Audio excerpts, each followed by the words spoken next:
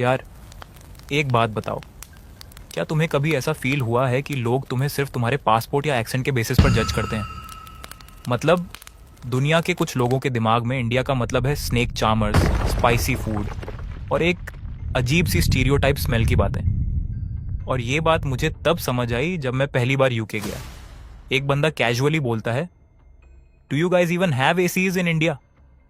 भाई, एक सेकंड के लिए हंसी भी आई और दुख भी हुआ। हंसी इसलिए क्योंकि उनकी इग्नोरेंस हिलेरियस थी। दुख इसलिए क्योंकि ये है दुनिया के कुछ लोगों का परसेप्शन हमारे देश के बारे में। और ये एक दो लोगों की बात नहीं है। तुम किसी भी देश में चले जाओ, यूएस, यूके, यूरोप, कुछ लोग तुम्हें एक ही नजर से देखते हैं। ओ इंडियंस, करी स्मेल वाले लोग। You guys don't shower right? Your hygiene is bad. मतलब, सीरियसली, तुम्हारे कपड़ों का कलर, तुम्हारी एक्सेंट और तुम्हारा पासपोर्ट, ये सब तुम्हारी आइडेंटिटी बन जाता है। और ये स्टीरियोटाइप्स सिर्फ एक जोक नहीं है यार। ये तुम्हारे करियर, तुम्हारे रिलेशनशिप्स और तुम्हारी ओवरऑल इमेज को इम्पैक्ट करते हैं। कभी इमेजिन करो कि तुम एक इंटरव्यू के लिए जाते हो और इंटरव्यूअर तुम्हें एक पुअर स्ट्रगलिंग नेशन का रिप्रेजेंटेटिव समझता है। कॉन्फिडेंस वहीं जीरो हो जाता है। अब सोचो, ये इमेज कौन चेंज करता है? कौन ये प्रूफ करता है कि इंडियंस सिर्फ स्नेक चार्मर्स नहीं है, बल्कि इनोवेटर्स, आर्टिस्ट्स और अचीवर्स हैं? हमें ऐसे लोगों की जरूरत होती है जो दुनिया के स्टेज पर जाकर ये बताएं कि हम किस चीज के लिए कैपेबल हैं। जो सिर्फ अपने काम से नहीं, अपनी पर्सनैलिटी और बिहेवियर से भी एक स्ट्रॉन्ग इंप्रेशन छोड़ते हैं। और यही रिप्रेजेंटेशन एक कंट्री की इमेज को चेंज करता है। जब तुम्हारे कल्चरल आइकॉन्स दुनिया के बड़े बड़े प्लेटफॉर्म्स पर जाकर अपने कंट्री का नाम लेते हैं, तो वो एक स्टीरियोटाइप को तोड़ते हैं और एक नई परसेप्शन बनाते हैं। मैं तुम्हें एक और पर्सनल बात बताता हूं। जब जर्मनी गया था, एक छोटी सी बेकरी के अंदर एक गाना चल रहा था, और गेस करो क्या? वो गाना था, तुझे देखा तो ये जाना सनम। वहां के लोकल्स बिना हिंदी समझे उस मेलोडी को फील कर रहे थे। मुझे एक सेकंड के लिए समझ नहीं आया कि ये रियलिटी है या कोइंसिडेंस। लेकिन वही मोमेंट था जब मुझे लगा कि हमारे बॉलीवुड आइकॉन्स का इम्पैक्ट कितना ज्यादा है। ये सिर्फ एक गाना नहीं था, ये था इंडिया का कल्चर जो वहां के लोगों के दिल तक पहुंच चुका था। बॉलीवुड यार, सिर्फ एक इंडस्ट्री नहीं है, ये एक कल्चरल मूवमेंट है जो दुनिया के हर कोने में इंडिया का नाम लेकर गया है।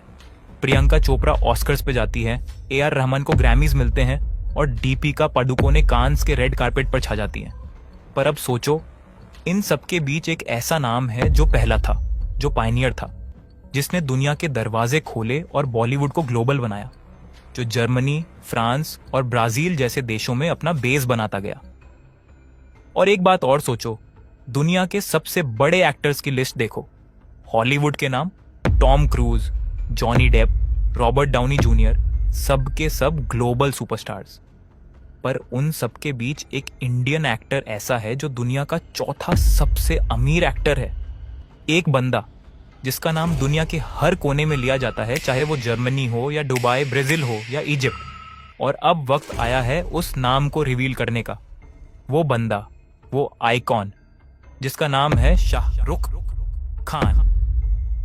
पर SRK सिर्फ एक एक्टर नहीं है यार, वो एक डोर ओपनर है। एक इंसान जिसने पहली बार प्रूव किया कि बॉलीवुड सिर्फ इंडिया के लिए नहीं, दुनिया के लिए भी है। चलो अब बात करते हैं कैसे उन्होंने ये सब अचीव किया। देखो यार, बॉलीवुड का ग्लोबल इम्पैक्ट SRK के आने से पहले भी था। राज कपूर की आवारा और श्री 420 रशिया में देखी जाती थी।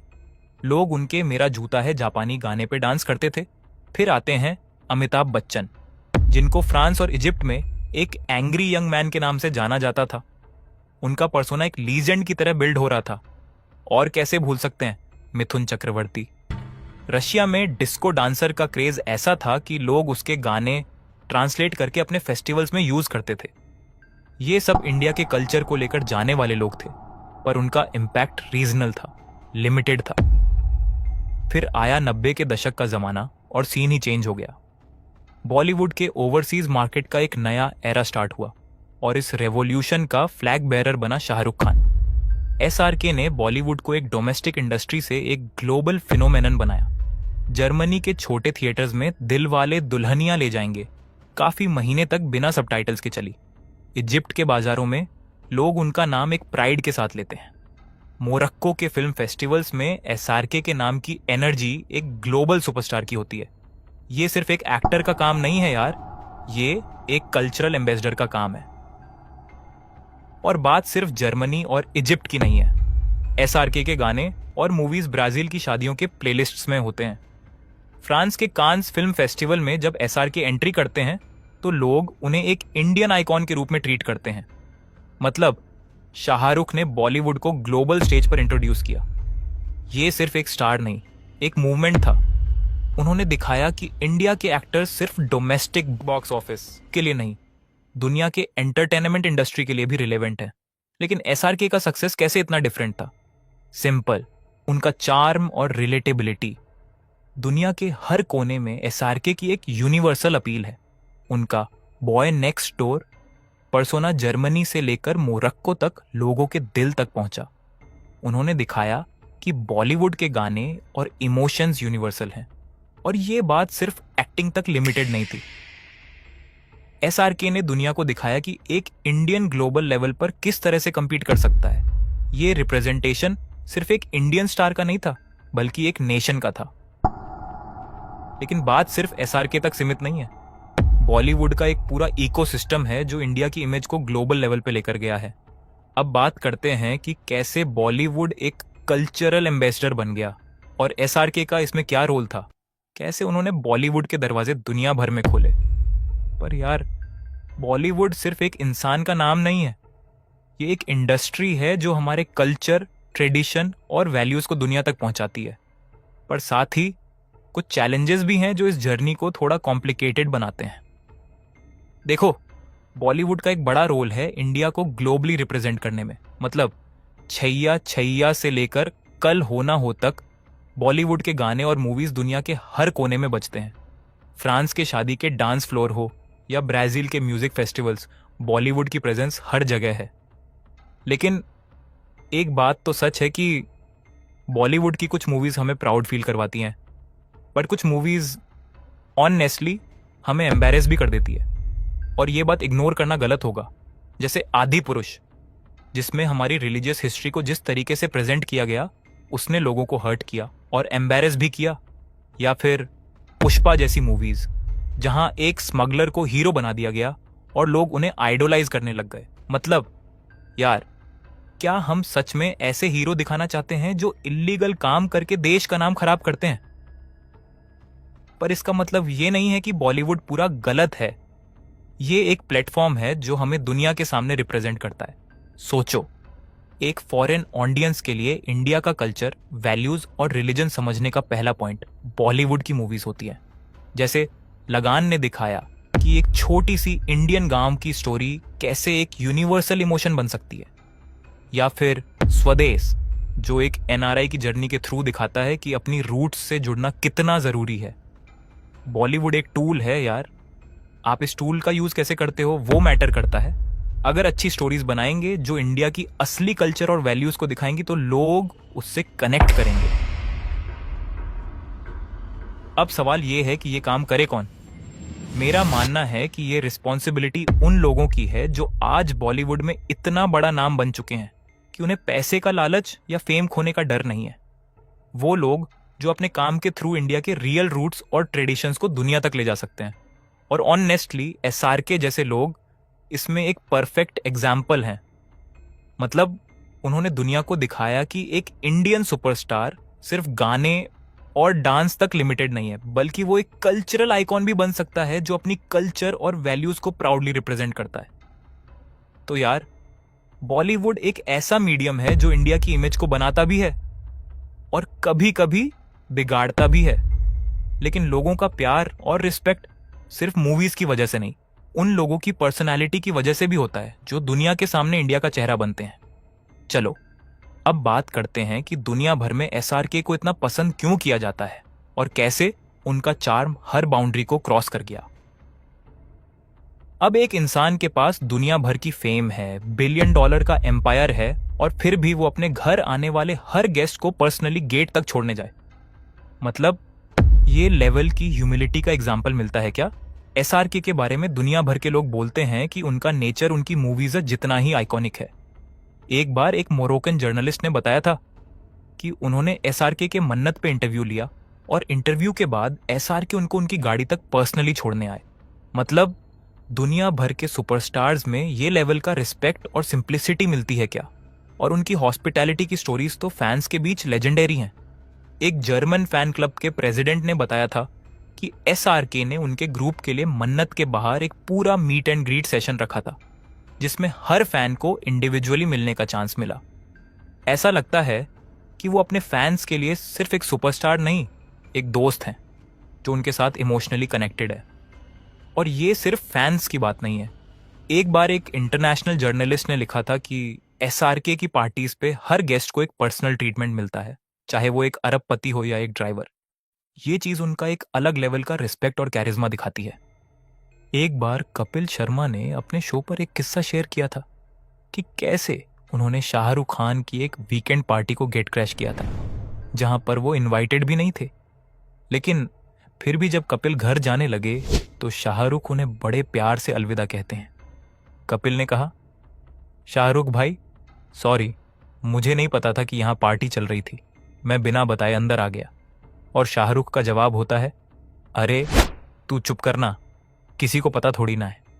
ये है एक दोस्त की वो क्वालिटी जो सामने वाले को इतना स्पेशल महसूस करवा देती है कि आप उनकी पर्सनैलिटी के फैन हो जाते हो। और ये बात मैं कोई नमक मिर्च लगाकर नहीं बता रहा। कभी उनके दोस्तों या इंडस्ट्री के लोगों के इंटरव्यू सुनना, आपको खुद महसूस होगा कि एक इंसान इतना बड़ा बनने के बाद भी इतना हम्बल कैसे हो सकता है। या फिर ये उनके अम्मी अब्बू के दिए हुए संस्कार हैं जो उन्हें इतना बड़ा बना देते हैं। आपको एक बात बताता हूँ जो शायद आप लोगों ने भी उनके बारे में नोट की होगी, कि वो लेडीज़ को कितनी इज्जत देते हैं।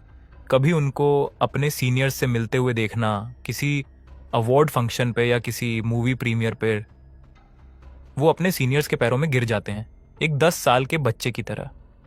ये बात शायद आपको नॉर्मल लग रही हो, लेकिन सोचो, जब एक इंसान दुनिया का चौथा सबसे अमीर एक्टर बन जाए, जब दुनिया में शायद ही कोई ऐसी चीज़ हो जो उससे दूर हो, वो इंसान जिसे फ्रांस ने अपने देश का हाईएस्ट सिविलियन अवार्ड दिया हो, जिसे मोरक्को ने अपने बेस्ट ऑनर से नवाजा हो, और CNN ने जिसे वर्ल्ड का मोस्ट फेमस एक्टर डिक्लेयर कर दिया हो, ऐसे इंसान के अंदर घमंड तो बड़ी आसानी से आ सकता है।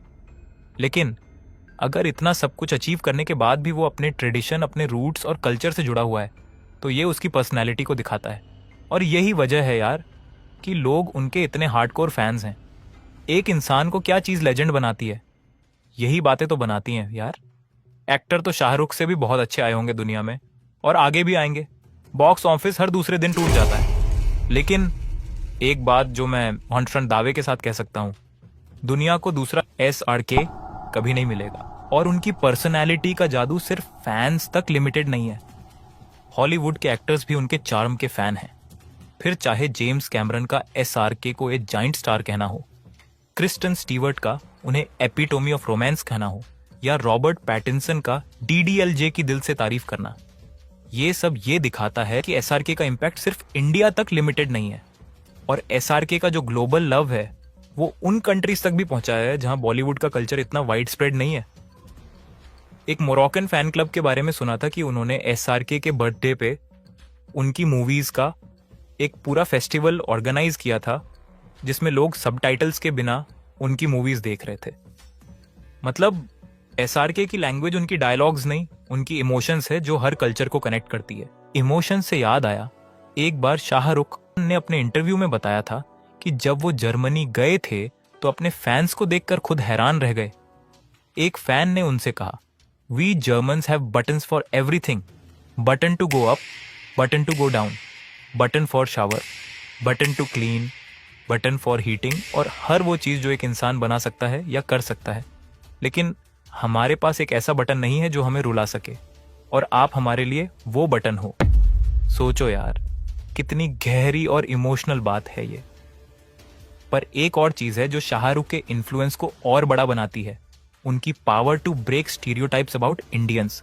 एक ऐसा इंडिया दिखाना जो सिर्फ हार्ड वर्किंग और इमोशनल नहीं, क्लासी और एस्पिरेशनल भी है। पर एक चीज और है जो उन्होंने दुनिया के सामने प्रूव की है कि इंडिया सिर्फ एक डेवलपिंग कंट्री नहीं, एक ग्लोबल पावर हाउस है। और ये बात सिर्फ उनकी मूवीज तक लिमिटेड नहीं है, बल्कि एक माइंडसेट तक जाती है जो उन्होंने